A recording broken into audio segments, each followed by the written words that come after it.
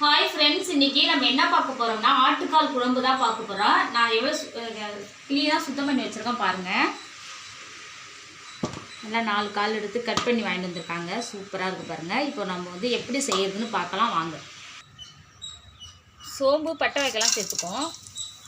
வெங்காயம், தக்காளி, இஞ்சி, பூண்டு, பச்சை மிளகாய். நம்ம ஃபஸ்ட்டு வெங்காயம் சேர்த்துப்போம்.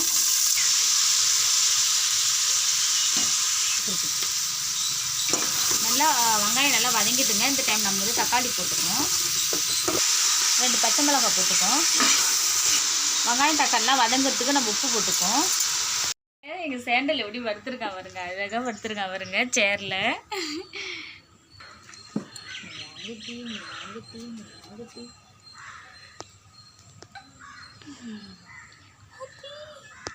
மஞ்சத்தூள் போடும், கரம் மசாலா போட்டுப்போம், வீட்டுத்தூள் 2 ஸ்பூன் போட்டுப்போம்,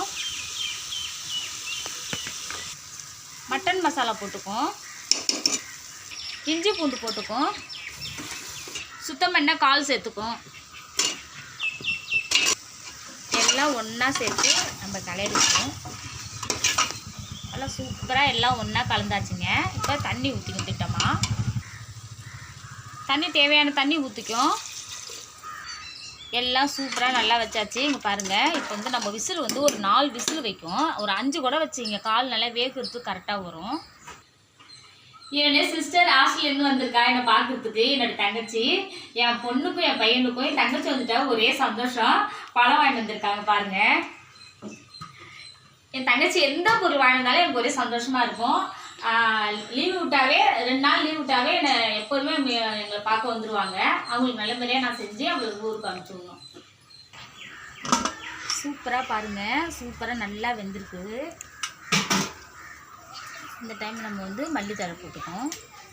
பாருங்கள், நல்லா அழகாக வந்துருக்கு பாருங்கள். சூப்பராக நல்லா கால்லாம் நல்லா வந்துருச்சு.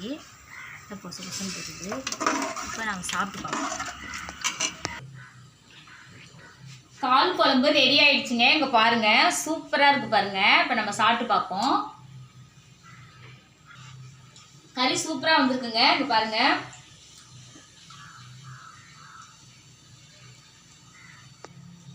சூப்பராக இருக்குதுங்க ஆட்டுக்கால் குழம்பு. இதேமாரி நீங்கள் ஆட்டுக்கால் வாங்கி வந்து நீங்கள் தனியாக விசில் வச்சும் நீங்கள் குழம்பு வந்து செய்யுங்க. நான் வந்து குக்கரில் செய்கிறதால நான் டைரெக்டாகவே க்ளீன் பண்ணிவிட்டு நான் போட்டுட்டேன்.